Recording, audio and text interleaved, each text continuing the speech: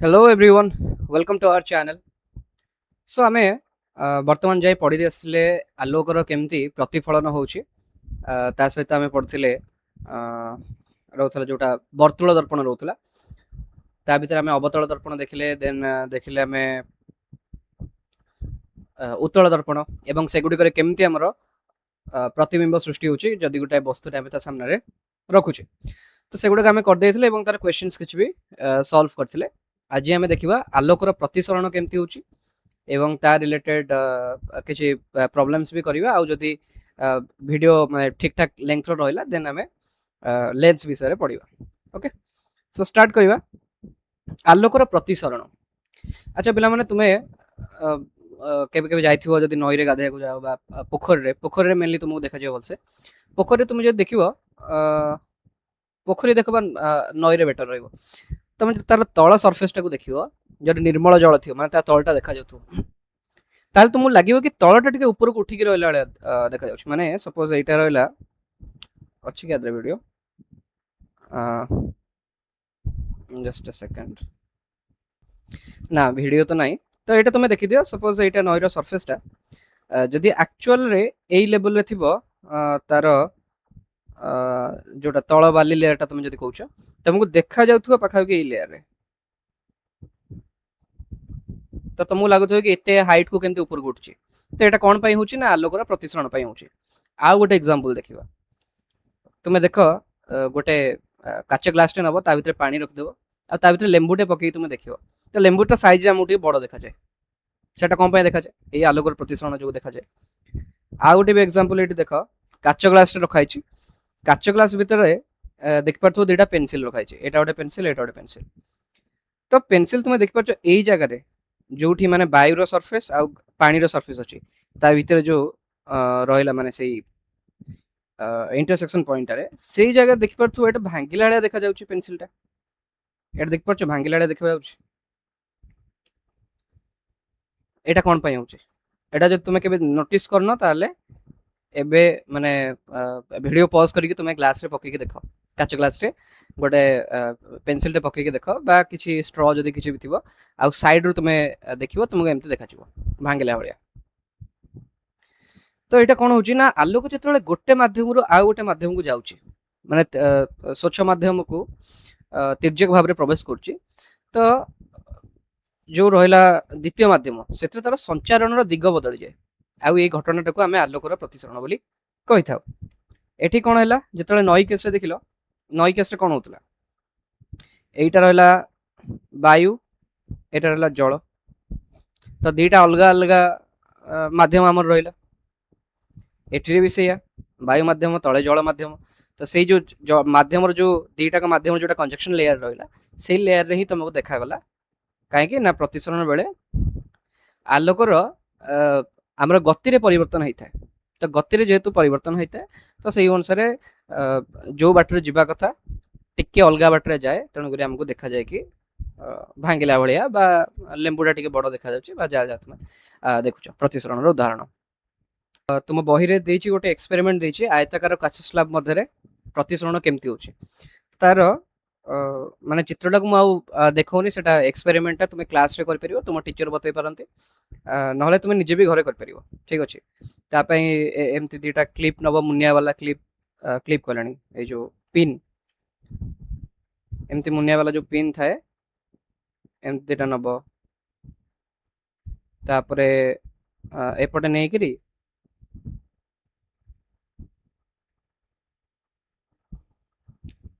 तो ये जगह रे एपटे सेमती नबो पेन दीटा पॉइंट गुड़ाक ना दब। सपोज या ना देला ए बी, या ना देला सपोज ई एफ। ए पॉइंट को सी दे देलो, ए पॉइंट को डी दे देलो। ठीक अछि। तो एमती ना देला परे माने कोन होउची तमे दीटा पिन नौचो ए बी, सेटा को एमती सजे के रखचो। से जो सरल रेखा रहइला सेई सरल रेखाटा एमती अंकन करचो। देन गोटे स्लैब रखिलो, स्लैब रे एपट साइड रहि करी माने एपट साइड रे तुम आखिटा रहइबो स्लैब रो एपट साइड रो रहि करी तुमे चेष्टा करिवो कि तुमको सरल रेखा रे केम देखा जिवो। माने एबी सहित सरल रेखा रहिला लिया तुमे पिन गुडा को लाइन रे रखियो। तेणु ई आ एफ तुमे सेमती रखिवो। रख साला परे जेतले स्लैब टा काढी दियो तुमे ई एफ जॉइन करिवो ଦେନ୍ ଦେଖିବ କି ତୁମକୁ ଗ୍ୟାପ୍ ଗୋଟେ ଦେଖାଯାଉଛି, ବଡ଼ ଗ୍ୟାପ୍ଟେ ଦେଖାଯାଉଛି। କ'ଣ ନା ସି ଆଉ ଡି ଟାକୁ ଯେତେବେଳେ ଜଏନ୍ କରିବ, ଏଇଟା ଆମେ ସମସ୍ତେ ପଢ଼ିଥିଲେ କ'ଣ ନା ସରଳ ରେଖାରେ ସବୁବେଳେ ଗତି କରେ, ଆଲୋକ ଗତି କରେ ଆମେ ଜାଣିଛେ। ଆଲୋକ ଏମିତି ଗତି କରିବାର କଥା, କିନ୍ତୁ ଗତି କେମିତି କରୁଛି? ଗତି ଟିକେ ଓଲଟା କରୁଛି। ମାନେ ଗତି କଲା ବେଳେ এইটা যদি তার পথ হইতান্তা, সপোজ এইটা তার পথ হবার ଥିଲା, তো তাঠাରୁ হালকা দূରେଇ ଯାଇଛି। ଠିକ ଅଛି। ଆଉ ଆମେ ଯେତେବେଳେ ଚିତ୍ରଟାକୁ ମାନେ ବୁଝେଇବା ପାଇଁ ଆଣିଲେ ଏମିତି ଚିତ୍ରଟା କଲେ, ବର୍ତ୍ତମାନ ଆମେ ଡିଟେଲରେ ଆନାଲିସିସ୍ କରିପାରିବା। କ'ଣ ଦେଖ, ଏ ଯୋଉ ଏ ବି ସି ଯୋଉ ଲାଇନଟା ରହିଲା, এইଟାକୁ ଆମେ ନାଁ ଦେଇଦେଲେ ଆପତିତ ରଶ୍ମି। ଠିକ ଅଛି। ସିଡି ଯୋଉଟା ରହିଲା, এটা କ'ଣ ନା ପ୍ରତିସରଣ ହେଲା, ତ ଏଟାକୁ ଆମେ କହିଲେ ପ୍ରତିଶ୍ରୁତ ରଶ୍ମି। ତାପରେ ଯୋଉ ଇ ଏଫ୍ ଯୋଉଟା ଅଛି, ମାନେ ଯୋଉଟା ବାହାରକୁ ଆସିଲା, এটা ବାହାରକୁ ନିର୍ଗତ ହେଲା ନା, ତ ତାକୁ ତୁମେ ନାଁ ଦଉଛ ନିର୍ଗତ ରଶ୍ମି। ଠିକ ଅଛି। ତେଣୁ 3 ପ୍ରକାର ରଶ୍ମି ତୁମେ ଜାଣିଲ। ବର୍ତ୍ତମାନ ଏଇଟା ଯୋଉ ଲମ୍ବଟା ଅଛି, ଏଟାକୁ ଆମେ ଅବିଲମ୍ବ କହୁଛେ, এটা କହିଲେ ଆମେ ଅବିଲମ୍ବ। ଓକେ। ଆମେ ପ୍ରତିଫଳନ ବେଳେ କିଛି କିଛି ଆଙ୍ଗେଲ ଦେଖିଥିଲେ। ପ୍ରତିଫଳନ ବେଳେ କ'ଣ କ'ଣ କୋଣ ଦେଖିଥିଲେ? ଗୋଟେ ଦେଖିଥିଲେ ଆପତନ କୋଣ। ତ ଆପତନ କୋଣକୁ ଆମେ ସ୍ମଲ୍ ଆଇ ଦଉଥିଲେ, ତ ଏଠି ଆମେ ସ୍ମଲ୍ ଆଇ ଏଟାକୁ ଦେଇଦେଲେ। ତାପରେ ସେଠି ଯୋଉଟା ପ୍ରତିଫଳନ ହେଲା ପରେ ଯୋଉ ପ୍ରତିଫଳିତ କୋଣ ଆମେ କହୁଥିଲେ ବା ପ୍ରତିଫଳନ କୋଣ କହୁଥିଲେ, ସେଟାକୁ ଆର୍ ଦଉଥିଲେ। ଏଠି ବି এইଟାକୁ ଆମେ ଆର୍ ଦେଇଦେବା, এইଟାକୁ ଆର୍ କୋଣ ଦେଇଦେବା। ଦେଖାଯାଉଛି? ନହେଲେ ବ୍ଲାକ୍ କଲର ଦେଇଦଉଛି। ଆମେ ଏଟାକୁ ଆର୍ କୋଣ ଦେଇଦେଲେ, ଆଇ କୋଣ ପାଇଗଲେ, ଆର୍ କୋଣ ପାଇଗଲେ। ଓକେ। ବର୍ତ୍ତମାନ ଦେଖିଲ, ମାନେ ତୁମେ ଯୋଉ ଏକ୍ସପେରିମେଣ୍ଟରେ କ'ଣ ତୁମେ ଲକ୍ଷ୍ୟ କଲ? ଆପତିତ ରଶ୍ମି ଯେତେବେଳେ ପହଞ୍ଚିଲା ଗୋଟେ ମିଡିୟମ, ଆମର ଆପତିତ ରଶ୍ମି ଆସିଲା କୋଉ ମିଡିୟମରେ? ବାୟୁରେ ଆସିଥିଲା। এটা ଥିଲା ବାୟୁ ମାଧ୍ୟମ, এইটা ହେଲା କାଚ ବା ଗ୍ଲାସ ମିଡିୟମ, ଗ୍ଲାସ ମାଧ୍ୟମ। ତ ବାୟୁ ମାଧ୍ୟମରୁ ଯେତେବେଳେ କାଚ ମାଧ୍ୟମକୁ ଯାଉଛି, ସେଇ ଜାଗାରେ ହାଲକା ବଙ୍କଉଛି କୋଉ ଆଡ଼ିକି? ନା ଅଭିଲମ୍ବ ଆଡ଼ିକି ବଙ୍କଉଛି। ଏଇ ଜିନିଷଟା ଆମେ ପ୍ରତିସରଣ ଏକ୍ସପେରିମେଣ୍ଟ ଯେତେବେଳେ କଲେ, ସେଇ ଏକ୍ସପେରିମେଣ୍ଟରେ ଆମେ ପାଇଲେ। ଏମିତି କାହିଁକି ହଉଛି, ସେଇ ଜିନିଷଟା ଆମେ ଡିସ୍କସ୍ ଏବେ କରିବା। ତ ଏମିତି କାହିଁକି ହଉଛି ଜାଣିବା ପୂର୍ବରୁ ଆଉ କିଛି ଜିନିଷ ଦେଖିଦେବା। ଆଚ୍ଛା, ଆମେ ସମାନ୍ତର ଦୁଇଟା ସମାନ୍ତର ସରଳରେଖା ଭିତରେ ଯୋଉ କୋଣ ଗୁଡ଼ାକ ସବୁ ପଡ଼ିଥିଲେ, ଗୋଟେ ଏକାନ୍ତର କୋଣ ପଡ଼ିଥିଲେ, ଗୋଟେ ଅନୁରୂପ କୋଣ ପଡ଼ିଥିଲେ। ତ ଏଠି ଦେଖିବା କିଛି ଆମକୁ ଏକାନ୍ତର କୋଣ ଦେଖାଯାଉଛି କି? ମୁଁ ଯଦି এইଠି ଗୋଟେ ଡ୍ର କରେ, ଓକେ, ହଁ, এইটা যদি ড্র ହେଲା, ତ ମତେ ଏଠି ଏକାନ୍ତର କୋଣ କ'ଣ ଦେଖାଯାଉଛି? ନା ତୁମେ ଦେଖିପାରୁଥିବ, ଏଇ ଯୋଉ ଆର୍ କୋଣ ଅଛି, এইটা ଯେତିକି ହବ, এইটা ବି ସେତିକି ହବ। ଆଚ୍ଛା, ଏମିତି କାହିଁକି ହବ? କାହିଁକିନା ତୁମକୁ ଦେଖାଯାଉଛି କ'ଣ, ଏ ଦୁଇଟାକ ପାରାଲାଲ ଅଛନ୍ତି, ଏଇଟା ବି ଗୋଟେ ଅବିଲମ୍ବ ହବ, ଏଇଟା ଗୋଟେ ଅବିଲମ୍ବ ଆମେ ହବ। ତ ଏଇଟା ଗୋଟେ ଅବିଲମ୍ବ, ଏଇଟା ଗୋଟେ ଅବିଲମ୍ବ, ମାନେ କ'ଣ? ଟୋଟାଲ ଏଇଟା ବି 90 ଡିଗ୍ରୀ, ଏଇଟା ବି 90 ଡିଗ୍ରୀ। ତେଣୁ ଦୁଇଟାକୁ ଆମେ କହିପାରିବା ସମାନ୍ତର ସରଳରେଖା। ଦୁଇଟା ସମାନ୍ତର ସରଳରେଖା ମଧ୍ୟରେ ଛେଦକ ଆମେ କୋଉଟା କହିବା? ସି ଆଉ ଡି। ସି ଡିଟା ଗୋଟେ ଛେଦକ ହେଲା, ତେଣୁ ସେଇ ଅନୁସାରେ ଆର୍ କୋଣ ଯେତିକି ଅଛି ଆମକୁ ମାନେ ସମାନ ମିଳିଗଲା କୋଣଟା। ଆଉ ଯୋଉ ଇ ଏଫ୍ ଲାଇନଟା ଦେଖୁଛ, ଇ ଏଫ୍ ଲାଇନଟା କାହା ସହିତ ସମାନ୍ତର ହଉଛି ଦେଖ? ପ୍ରକୃତରେ ଯୋଉ ବାଟ ଦେଇକି ରଶ୍ମିଟା ଯାଇଥାନ୍ତା, ସେଇ ରେଖା ସହିତ ସମାନ୍ତର ହଉଛି, ୟା ସହିତ ସମାନ୍ତର ହଉଛି। ଠିକ ଅଛି। ତେଣୁ ନିର୍ଗତ ରଶ୍ମିଟା ସମାନ୍ତର କାହା ସହିତ ହେଲା? ନା ଆଲୋକ ଯଦି ସେଠି ମିଡିୟମ କିଛି ନଥାନ୍ତା, এবি ରଶ୍ମିଟା ଯୋଉ ପଟେ ଯିବା କଥା ତା ସହିତ ସମାନ୍ତର ହଉଛି। ଓକେ। ତ ଏଇ ସବୁ ଆଇଡିଆକୁ ନେଇକି ଆମେ ବର୍ତ୍ତମାନ ପ୍ରତିସରଣର କିଛି ନିୟମ ଅଛି, ସେଗୁଡ଼ିକ ବିଷୟରେ ଜାଣିବା। କ'ଣ ଅଛି ନିୟମ? ନା ଫାର୍ଷ୍ଟ ନିୟମ ହେଲା ଆପତିତ ରଶ୍ମି, ପ୍ରତିଶ୍ରୁତ ରଶ୍ମି ଏବଂ ଆପତନ ବିନ୍ଦୁଠାରେ ଦୁଇଟି ସ୍ୱଚ୍ଛ ମାଧ୍ୟମର ବ୍ୟବଧାନ ପୃଷ୍ଠ ପ୍ରତି ଅଙ୍କିତ ଅଭିଲମ୍ବ ଗୋଟିଏ ସମତଳରେ ରହୁଛନ୍ତି। ମାନେ କ'ଣ ହେଲା? ଦେଖିପାରୁଛ, এবি ଯୋଉଟା ଅଛି, ଦେନ୍ ପ୍ରତିଶ୍ରୁତ ରଶ୍ମି ଆମେ କାହାକୁ ଦେଇଛେ? ସିଡିଟାକୁ ଆମେ ପ୍ରତିଶ୍ରୁତ ରଶ୍ମି ଦେଇଛେ, ସିଡି। ଆଉ ଅଭିଲମ୍ବ ଯୋଉଟା ଦେଖାଯାଉଛି, ତ ଅଭିଲମ୍ବ ମୁଁ ଦେଇଛି ଏଇ ଗୁଡ଼ାକ। तीनटा आक गोटे समतल रे ही रहउचंती। दीटा निर्दिष्ट माध्यम एवं गोटे निर्दिष्ट वर्णर आलोक पई एटी कोन देला देखो गोटे निर्दिष्ट वर्णर आलोक एटा मन रखियो काहे कि ना जेतले आमे पढिबा गोटे प्रिज्म मध्य देकी जेतले प्रतिसरण होची सेतेबेले धळा रंगर आलोकटा सातटा विभिन्न सातटा अलगा अलगा रंग रे भांगी हे जाउची। तो से जो सातटा अलगा वर्ण रंग हेले सेमानकर कोन अलगा थाए ना तांकर वेवलेंथ अलगा थाए जोटा का आमे तरंग दैर्घ्य कहूचे। तेणु से अनुसार आमे केवल गोटे वर्णर आलोक जदि नबा ताले दीटा निर्दिष्ट माध्यम मध्य गोटे फॉर्मूला अछि कोन ना आपतन कोणर साइन एवं प्रतिसरण कोणर साइन रो अनुपात गोटे कांस्टेंट हो बा स्थिरांक हो माने sin of I by sin of R is equal to constant तमे c दे परिबो बा k दे परिबो बा तुमको जोटा सुविधा हला बा n दे परिबो। ओके तमे कोन पाइले sin I आउ sin R by sin R एटा गोटे कांस्टेंट रहइबो बा स्थिरांक रहइबो। अच्छा एई नियमटा को जाय स्नेल कर प्रतिसरण नियम। स्नेल कर प्रतिसरण नियम कोन ना जदि आपतन कोण I हुए प्रतिसरण कोण R हुए तबे sin I by sin R एक स्थिरांक हेबो। एठी I मु नेइतिल देख परछो एटा हला I माने आपतन कोण R नै छै एटा जोटा प्रतिसरण कोण हला तनो एई दुटार रेशियोटा हमर बाहरिबो गोटे स्थिरांक। तो एटा तो गोटे सरफेस रे हमें देखिले तो एग्जैक्टली सेम इवेंट होची एई जगह रे मध्ये देखियो सेटा पेज करंट पेज। ओके देखो जेमति ताज रे हमें देखथिले एठी कोन होची देखो एठी लाइटटा सपोज एमति बाहरला आ तुमे एठी गोटे लंबटे ड्रा कर देलो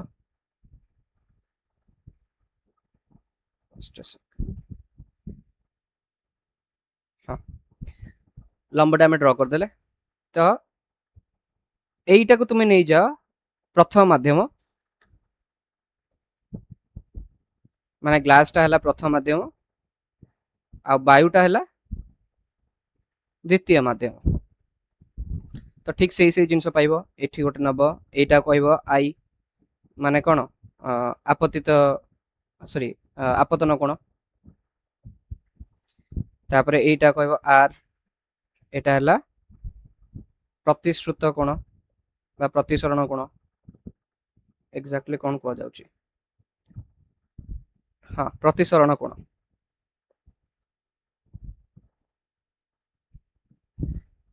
तो एई जगह तुम देखिबो प्रथम माध्यम जतले ग्लास रो जाउची द्वितीय माध्यम को एई समय रे अभिलंब आड़ी को बंकेबा परिवर्ते आलोक रश्मिटा कोन होची ना दूरे की पळौची। आमे किंतु प्रीवियसली कोन देखले एई जगह रे कोन होतला एठी अभिलंब आड़ी को बंकेई जाउतला एई जगह किंतु कोन हला अभिलंब ठारू दूरे गला ठीक अछि ना।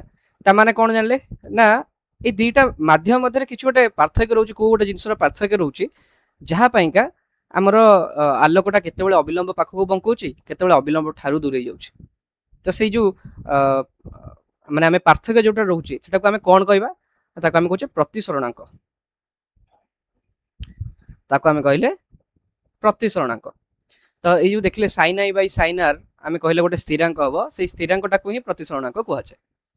तेनु दुईटा निर्दिष्ट माध्यम पई आलोकर दिग परिवर्तन परिमाण प्रतिसरणांक उपर निर्भर करे जोटा आमे देखले जतले वायु ग्लास भितर पहुंचला पसिला सेतले अविलंब पाखकू टिके अधिक पळायला तेणु दिग जो परिवर्तन हैला टिके कम दिग परिवर्तन हैला आमे कहि परिबा। जेतबेले जल भितरु बा ग्लास भितरु जेतबेले वायु पाखकू गला सेतबेले टिके अधिक दिग तार परिवर्तन हैला तेणु से जो दिग परिवर्तन परिमाणटा रहउची सेटा प्रतिसरणांक उपर निर्भर करउची एवं भिन्न भिन्न माध्यम रे आलोक भिन्न भिन्न गति बेगरे गति करे। आम जान सबुठ अधिक स्पीड रे लाइट केतबेले गति करे ना जेतबेले सेटा स्पेस रे जाए बा आम जोटा कहूचे शून्य वैक्यूम।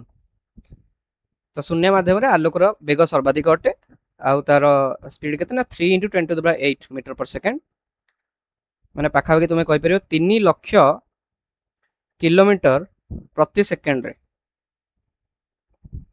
ठीक अछि। तो ये जो स्नेल कर लॉ आमे देखिले sin I by sin R तो ସେଇଟାକୁ ବି ଆମେ କହିଥାଉ କି ଏଇଟା ଆମର ପ୍ରତିସରଣାଙ୍କ ରହୁଛି। ନହେଲେ ତମେ ପ୍ରତିସରଣାଙ୍କ ଆଉ ଗୋଟେ ମାଧ୍ୟମରେ ଆଉ ଗୋଟେ ଫର୍ମୁଲା ଅଛି ତା ଦେହରେ ତମେ ବାହାର କରିପାରିବ। ତ ଏଇ ଯୋଉ ପ୍ରତିସରଣାଙ୍କର ଆମେ ଫର୍ମୁଲାଟା କେମିତି ବାହାର କରୁଛେ ଦେଖ, ସେଟାକୁ ଆମେ କହୁଛେ ଆପେକ୍ଷିକ ପ୍ରତିସରଣାଙ୍କ, ମାନେ ଗୋଟିଏ ମାଧ୍ୟମ ତୁଳନାରେ ଆଉ ଗୋଟେ ମାଧ୍ୟମରେ ଆମେ ପ୍ରତିସରଣାଙ୍କ ବାହାର କରୁଛେ। କେମିତି ବାହାର କରୁଛେ ନା, ସପୋଜ ଆଲୋକ ପ୍ରଥମ ମାଧ୍ୟମରୁ ଦ୍ୱିତୀୟ ମାଧ୍ୟମ ଗତିଗଲା, ତ ପ୍ରଥମ ମାଧ୍ୟମରେ ଆଲୋକର ବେଗ is equal to v1 metre per second ଆମେ କହିପାରିବା। ତାପରେ ଦ୍ୱିତୀୟ ମାଧ୍ୟମରେ ଆଲୋକର ବେଗ କେତେ ଅଛି ନା v2 ମିଟର पर सेकंड। ତ ଆମେ ଦି ଜଣଙ୍କର ଯେତେବେଳେ ବାହାର କରୁଛେ ଆପେକ୍ଷିକ ପ୍ରତିସରଣାଙ୍କ, ସପୋଜ ଆମେ ବାହାର କରିବା ଦ୍ୱିତୀୟ ମାଧ୍ୟମର ପ୍ରତିସରଣାଙ୍କ କାହା ତୁଳନାରେ,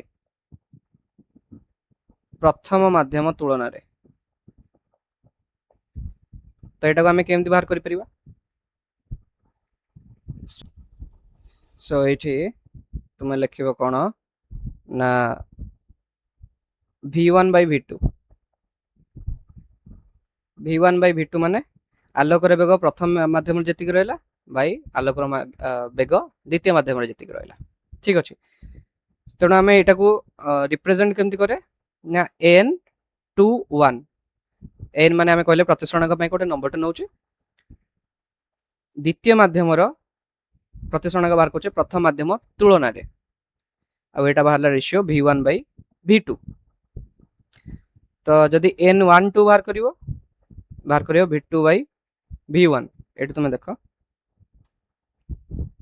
ଆଲୋକର ବେଗ ମାଧ୍ୟମ 1 ରେ ବାଇ ଆଲୋକର ବେଗ ମାଧ୍ୟମ 2 ରେ। ତ ଆଉ ଗୋଟେ ଅଛି ପରମ ପ୍ରତିସରଣାଙ୍କ। ପରମ ପ୍ରତିସରଣାଙ୍କ ମାନେ କ'ଣ ନା ଯଦି ପ୍ରଥମ ମାଧ୍ୟମଟା ଶୂନ୍ୟ ହୁଏ, ମାନେ ଭ୍ୟାକ୍ୟୁମ ଆମେ ଯୋଉଟା କହୁଛେ, ତ ସେଇ ସମୟରେ ଆମେ ଦ୍ୱିତୀୟ ମାଧ୍ୟମର ପ୍ରତିସରଣାଙ୍କୁ କହୁଛେ ପରମ ପ୍ରତିସରଣାଙ୍କ nm। ସପୋଜ ଯୋଉ ମିଡିୟମରେ ଯାଉଛି, ତ ସେଠି ତୁମେ ଲେଖିବ ଆଲୋକର ବେଗ ଶୂନ୍ୟରେ ବାଇ ଆଲୋକର ବେଗ ମାଧ୍ୟମରେ,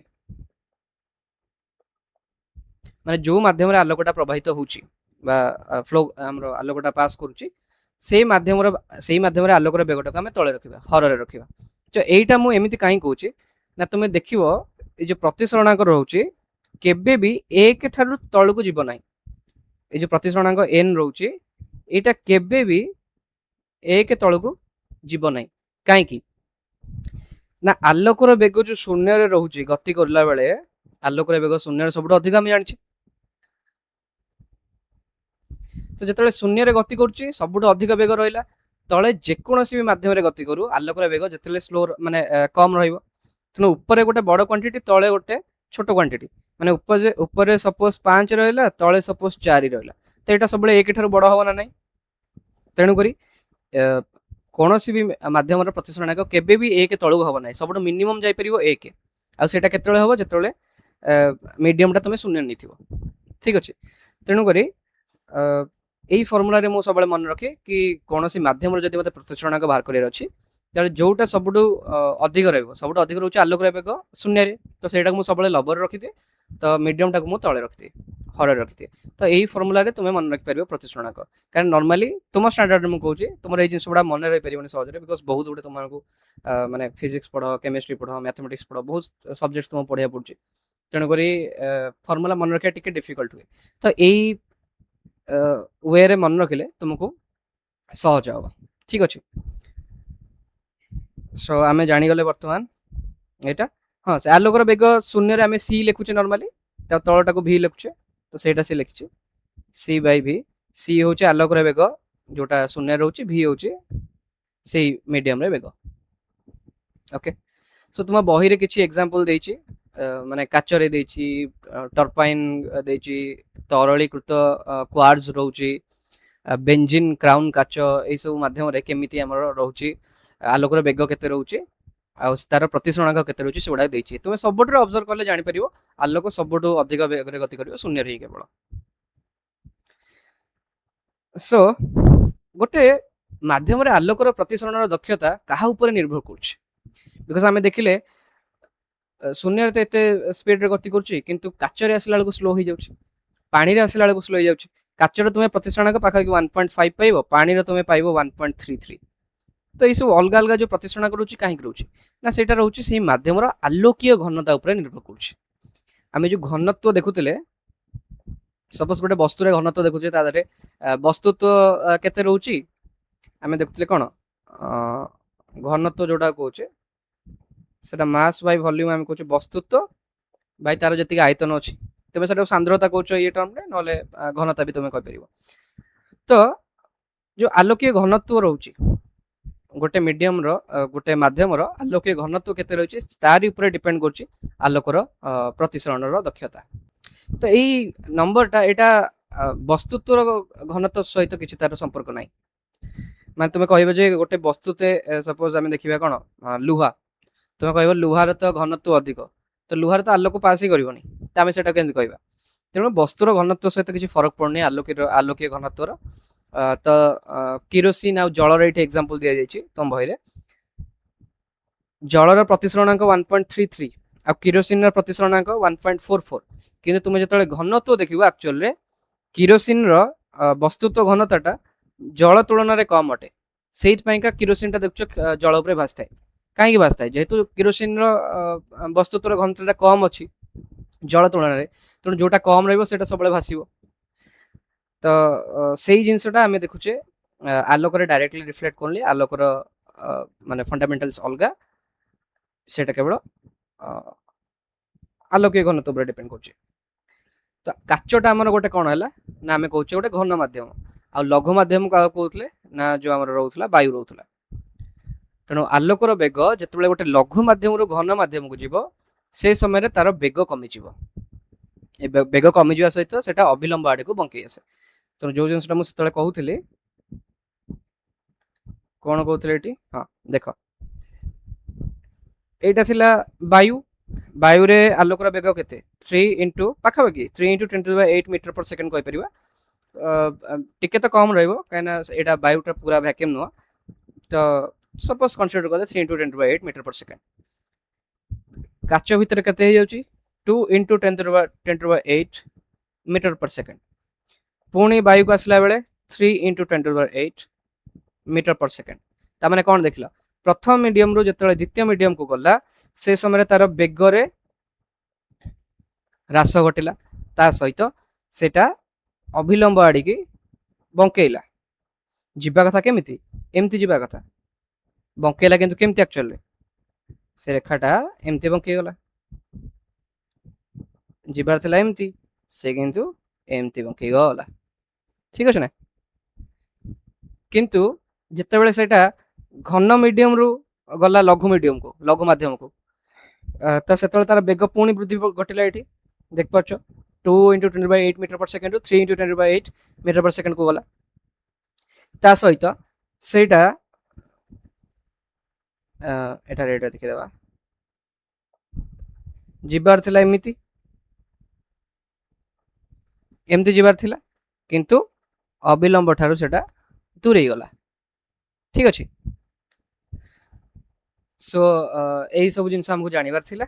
ବର୍ତ୍ତମାନ ପ୍ରତିସରଣ ବିଷୟରେ ମତେ ଲାଗୁଛି ତମକୁ ବେସିକ ଆଇଡିଆ ଭଲସେ ମିଳି ଯାଇଥିବ, କେମିତି ପ୍ରତିସରଣ ହଉଛି, କେତେବେଳେ କଣ ହଉଛି, ମାନେ କୋଉ ମିଡିୟମରେ ଘନ ମିଡିୟମ ଆମେ କାହାକୁ କହିବା, ଲଘୁ ମିଡିୟମ ଆମେ କାହାକୁ କହିବା, ସେଗୁଡାକ ପ୍ରତିସରଣାଙ୍କ ଦେଖିକି ତୁମେ କହିପାରିବ। ଯାହାର ପ୍ରତିସରଣାଙ୍କ ଯେତେ ଅଧିକ, ଯେମିତି ତମର ବହିରେ ଏକ୍ସାମ୍ପଲ ଦେଇଛି କ୍ରାଉନ କାଚ ରହୁଛି ତାର 1.52 ରହୁଛି, ହୀରାର ରହୁଛି 2.42। ହୀରାର ପ୍ରତିସରଣାଙ୍କ 2.42, ତାମାନେ ସବୁଠୁ ଅଧିକ ଘନତ୍ୱ ଯୋଉ ଆଲୋକୀୟ ଘନତ୍ୱ ବାଲା ବସ୍ତୁ ଆମେ କହିଲେ ହୀରାକୁ କହିବା। ଏଠି ତମ ବହିରେ ଯେତିକି ଏକ୍ସାମ୍ପଲ ଦେଇଛି ତା ଭିତରେ ମୁଁ କହୁଛି ସାଫାୟାର ଯୋଉଟା ନୀଳମଣି ରହୁଛି ତାର 1.77 ରହୁଛି, ବରଫର 1.31 ରହୁଛି। ତେଣୁ ଜାଣିପାରୁଥିବ ଘନତ୍ୱ କୋଉ ଅନୁସାରେ ଆମର ଡିପେଣ୍ଡ କରୁଛି ଆଲୋକର ଘନତ୍ୱ। ତ ଗୋଟେ କ୍ୱେଶ୍ଚିନ୍ ଏଠି ବହିରେ ଦେଇଛି, ଦେଖ ଆଲୋକ ଗୋଟେ ପ୍ରତିସରଣାଙ୍କ ଦେଇଛି 1.50, ତ ସେଇ କାଚ ମଧ୍ୟକୁ ପ୍ରବେଶ କଲା, ଆଉ କାଚ ଭିତରେ ଆଲୋକର ବେଗ କେତେ ହେବ? ତ ଆମେ ଜାଣିଛେ n is equal two C by V. C ହଉଛି ଶୂନ୍ୟରେ ବେଗ, ଭି ହଉଛି ମିଡିୟମ ମାଧ୍ୟମର ବେଗ। शून्य बेग आम जाने 3 × 10⁸ मीटर पर सेकेंड आउ जो माध्यम बेगटा आमको बाहर करार अच्छी प्रतिशरणांक आमको देछि 1.5 प्रतिशरणांक आम एन जोटा नौचे n21 जो कहूँ। अच्छा n21 आउ n12 विषय जानी दियो। n21 माने द्वितीय माध्यम आपेक्षिक प्रतिशरणांक कहा तुलन रे प्रथम माध्यम तुलन रे आउ तुमे सेन जदि n12 नबो n12 हबो प्रथम माध्यम आपेक्षिक प्रतिशरणांक द्वितीय माध्यम तुलन रे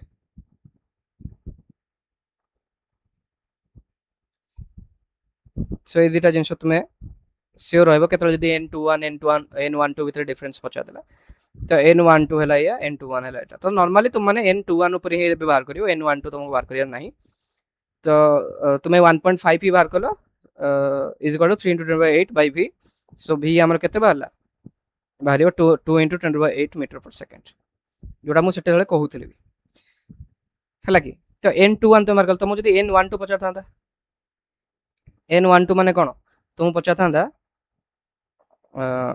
वायुर प्रतिशरणांक काच तुलन रे तो सेठी तुम n12 पके थांता ठीक अछि तो एते अधिक डीप को तुम जाइनी तेणु कर से भर जा दरकार नहीं प्लस टू पढ़ला बेले सेकेंड इयर तुम्हें ऊपर डिस्कस कर तो आउ किसी क्वेश्चन से नहीं बर्तमान नेक्स्ट वीडियो रे आमे वर्तुलाकार लेंस रे प्रतिसरण केमती होची ता विषय डिस्कस करबा एवं तार क्वेश्चन सॉल्व करबा तो आशा करछि तुमनको जहाँ मु बुझेली प्रतिसरणांक विषय बा प्रतिसरण उपरे बुझा पड़थिबो जदि वीडियो भल लागला देन लाइक करिवो शेयर करिवो सब्सक्राइब करिवो एवं कमेंट दक भूलियो नाही आउ जदि कोटे डाउट रहला देन कमेंट करिवो बा टेलीग्राम ग्रुप रे जॉइन करले हमें सेठी तुमको बता दे परिवो ओके सो एते ग्राम रखुछु धन्यवाद जय हिंद जय भारत।